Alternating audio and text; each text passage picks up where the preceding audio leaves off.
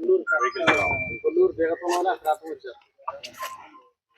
5-6 లక్షలు రిలీజ్ వస్తే మళ్ళీ మీరు వెళ్ళడానికి కూడా వెహికల్స్ రాలేదు. వెహికల్స్ అంటే పర్వాలేదు, నేను పట్టిండాలి కదా.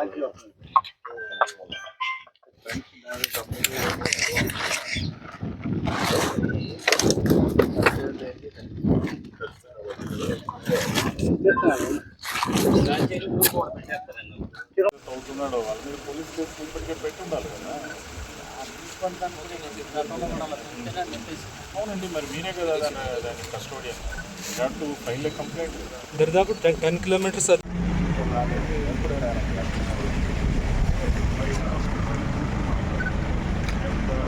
మనకు హెవీ రెయిన్ఫాల్ అనేది పడతా ఉంది రాష్ట్రంలో. ముఖ్యంగా గోదావరి క్యాచ్మెంట్ ఏరియాలో అయితే ఇప్పటికే కొంత చిన్న డ్యామ్ ఒకటి తాలిపేరు అనేది తెగిపోవడము, అక్కడ కొంత డిజాస్టర్ కైండ్ ఆఫ్ వర్క్స్ అన్నీ కూడా జరుగుతూ ఉన్నాయి, అటెండెన్స్ జరుగుతూ ఉంది. కృష్ణా క్యాచ్మెంట్ ఏరియాలో కూడా హెవీ రెయిన్స్ ఉన్నాయి.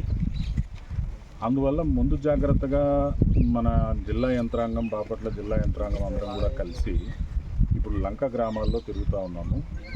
ఈ లంక గ్రామంలో కూడా కృష్ణా నది లంక గ్రామంలోకి వచ్చాము. ఇక్కడ పబ్లిక్తో కూడా ఇంటరాక్ట్ అయినప్పుడు సర్పంచ్ గారు కానీ వీళ్ళందరూ కూడా చెప్పేది ఏంటంటే, గతంలో 2009లో అత్యంత ఎక్కువగా వరద అనేది వాళ్ళకు వచ్చింది. ఆ వరదలు వచ్చినప్పుడు వాళ్ళందరూ మొత్తం ఊర్లో అంతా కూడా నీళ్ళు వచ్చేసి బిల్డింగ్స్ అన్నీ కూడా మునిగిపోయినాయి. ఆ క్రమంలో స్త్రీలు కానీ, వృద్ధులు కానీ, ప్రెగ్నెంట్ ఉమెన్ కానీ వీళ్ళందరినీ కూడా తరలించుకొని బయటికి పంపించారు అప్పట్లో కూడా. సో ఇప్పుడు కూడా పబ్లిక్ మనం వాళ్ళ కోఆపరేషన్ని మనం అడిగినప్పుడు they are ready.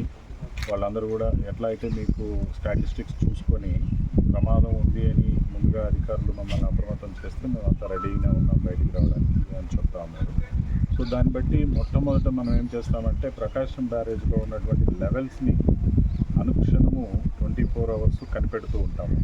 Water resources department మేమందరం కోఆర్డినేషన్తో పనిచేస్తూ అనుక్షణం ఆ లెవెల్స్ని పరీక్షించుకుంటూ ఉంటాము.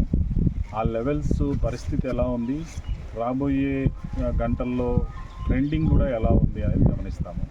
ఆ ట్రెండ్ అనేది ఇంకా ఇంక్రీజ్గా ఉంది. ప్రస్తుత లెవెల్స్ ఒక మోస్తరుకు వచ్చేసాయి. ఇంక్రీజింగ్ ట్రెండ్లో పోతుంది అనగానే ఇమీడియట్గా మన యంత్రాంగం అంతా కూడా జిల్లా అధికారులు, మండల స్థాయి, సచివాలయ స్థాయి అధికారులు గ్రామాల్లోకి వచ్చేసి వాళ్ళందరూ కూడా షిఫ్ట్ చేసేసుకొని సేఫ్ ప్లేస్లో వాళ్ళని పెట్టి ఇబ్బంది లేకుండా తిరిగి వరద అంతా రిసీడ్ అయిపోయే వరకు వాళ్ళకి అన్ని ఏర్పాట్లు చేసే బాధ్యత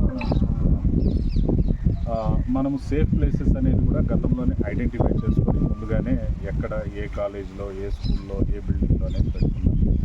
అక్కడ కావాల్సినటువంటి జనరేటర్స్ని, డీజిల్, ఫ్యూల్ అంతా కూడా అక్కడ పెట్టుకోవాల్సినటువంటి పోలీసులు, అక్కడ వండుకోవడానికి వంట చేసిన ఏర్పాట్లు, కావాల్సిన సరుకులు, ఇవన్నింటినీ కూడా ప్రతిదీ ప్రోటోకాల్ ప్రకారంగా మేము అరేంజ్మెంట్స్ అనేవి చేసుకుంటాం. సో ఆ విధంగా మేము అప్రమత్తమై రెడీగా ఉంటాము. సో మనకి ఏదైతే ఈరోజు లంక గ్రామాలు ఉన్నాయో ఆ లంక గ్రామాలన్నింటినీ సందర్శించుకొని లోకల్గా ఇక్కడ కొల్లూరు మండలంలో వెళ్ళి జిల్లాధికారులతో, మండల అధికారులతో, సచివాలయం అధికారులు అందరితో కూర్చొని ఒక ప్రిపేర్డ్ మీటింగ్ లాగా చేసుకుంటాము. ఇప్పుడు చేసుకొని వీళ్ళందరికీ కూడా మనం ముందుగా యంత్రాంగాన్ని సెన్సిటైజ్ చేసేస్తాము. అదేవిధంగా మీ ద్వారా పబ్లిక్ని కూడా సెన్సిటైజ్ చేస్తాము. సైకలాజికల్గా పబ్లిక్ కూడా ప్రిపేర్ అయ్యి ఉండాలని మీ ద్వారా కూడా నేను కోరుకుంటున్నాను.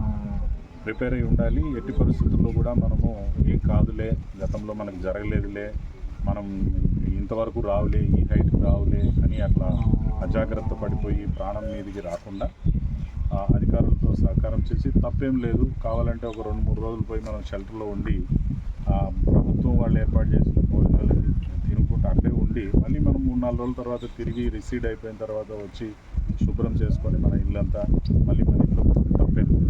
ప్రాణాలు అన్నిటికన్నా విలువైనవి. మన ఆస్తులు, మనకు సంబంధించిన వస్తువులు విలువైనవే అయినప్పటికీ మనం ప్రాణాలతో ఉంటేనే వాటికి విలువ ఉంటుంది. ఆ విషయాన్ని కూడా ఇందాక మనం వీళ్ళతో మాట్లాడినప్పుడు గ్రామ సర్పంచ్ కూడా నాతో ఉన్నారు. పబ్లిక్ అందరూ కూడా మేము డెఫినెట్గా సహకరిస్తాము. గతంలో కూడా మేము అట్లాగే వెళ్ళాము బయటికి. ఈ వీధుల్లో కూడా పడవల్లో తిరిగినటువంటి పరిస్థితి ఉంది అని చెప్పి వాళ్ళు పూర్తి కోఆపరేషన్ కూడా చెప్తా ఉన్నారు. సో దానికి నేను వాళ్ళందరినీ యంత్రాంగం అంతా కూడా అప్రమత్తమై